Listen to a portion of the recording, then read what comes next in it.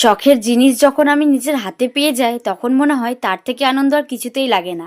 ঠিক তেমনই মা বার্থডেতে গিফট দেবে অ্যাডভান্স, সেটাই আনতে চলে গেছিলাম। আর সেটা যে আমার কতদিনের শখ ছিল তার সেটা বলার কথা না। তাই তো সেদিনকে আমি আর দিদি মিলে চলে গেছিলাম সে আমার স্বপ্নটা পূরণ করার জন্য। ছোটোর থেকে এমন কোনো জিনিস হয়নি যে মা বাবা দেয়নি, বলার আগেই পেয়ে গেছি। ঠিক তেমনই এই যে আজকে আমি আইফোন নিয়েছি, মানে আমার মা কিনে দিয়েছে। আমি কিন্তু খুব একটা মায়ের কাছে চাইনি, অল্প চাওয়াতেই পেয়ে গিয়েছি, মানে সেরকমভাবে চাওয়া হয়নি, মা আমাকে নিজে থেকেই দিয়েছে। এক কথায় বলা যেতে পারে আমি চাওয়ার আগেই মা আমাকে আইফোনটা দিয়ে দিয়েছে, কারণ আমার ভিডিওর জন্য।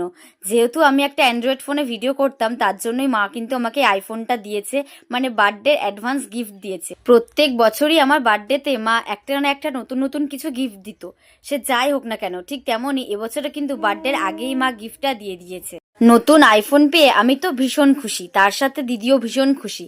আর হ্যাঁ, শুধু কিন্তু এটাই না, তার সাথে কিন্তু আরও একটা সারপ্রাইজ আছে, তবে সেটা কিন্তু আমি এখন বলবো না, পরের একটা ভিডিওতে তোমাদের সাথে বলবো।